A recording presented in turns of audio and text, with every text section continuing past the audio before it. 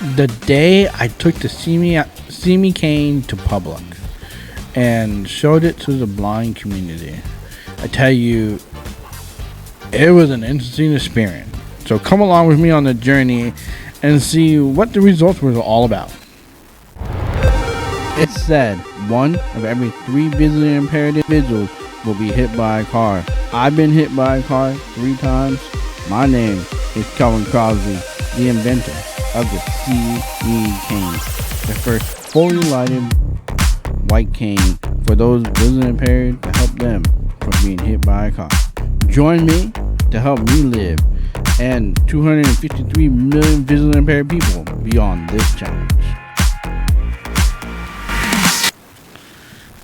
Take your mouse and go down just a little bit and hit that subscribe button, so that way you can donate and subscribe to the See Me cane channel, so that way we can help give away more See Me cane to those visually impaired. And I tell you, for me, it was an experience in 2019 when I went to the National Federation for the Blind conference. And if you're familiar with NFB, National Federation for the Blind, you know they are a fully white cane, rigid cane type of cane company or cane agency, and that's what they teach. All white, no red on the bottom, and it's really, really a light cane. It's almost, I mean, it might be 5 ounces total, like the whole cane itself. It's pretty light. And to me, I do enjoy a good NFB cane. They're fun to use. And if you got a good roll on that cane, you can definitely get moving. But for me, I was bringing a whole nother cane to the NFB conference. And the question is, did I get eaten alive? Or did people embrace it? And I have to say, it was an experience.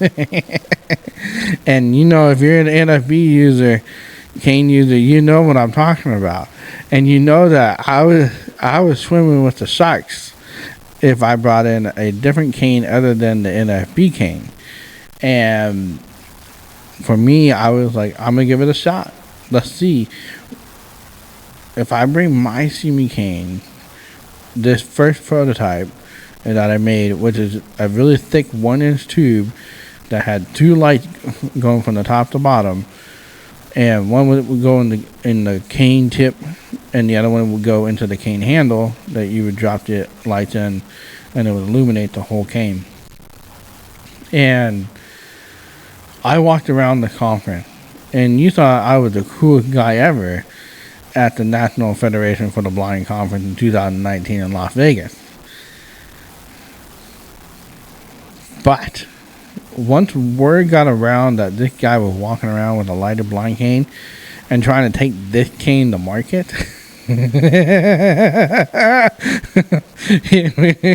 it was I started having to realize maybe I shouldn't be here anymore. But what was interesting is what I did learn, though. I asked 3 questions to anybody that thought me and talked to me about my cane. And the first question was, have you ever been hit by a car? And second question is, would you use a cane that lights up like this? And third, would you want a folding cane or a rigid cane? And it was an interesting set of numbers that I came out with. And my data shows, like I tell you all, 1 of every 3 blind people get hit by a car. And the data that I got from that conference was legit. If you took the 100 people I interviewed, one of basically, what do you call it? I forget the percentages, but 1 of every 3 of them have been hit by a car. And with that, the other part that I learned is that people were not necessarily against having a light in their cane that lit up, that made them cool. And they weren't quite against having a cane that lit up in general. What they were against was how big the cane was. And I was like, well, not much I can do about it, because this is where this is the thickness and the width to get it from bowing too much with a clear tube. And as I came away from the conference, I knew there was an interest and there was excitement, and I knew people wanted a cane like this. The question was, could I fix the tube? And you're going to have to watch another episode to learn that I fixed the tube to make it possible for visually impaired people to be seen from 100 yards away. Like I always say to wrap up any of my shows, go live beyond your challenges, and I'll see you next time.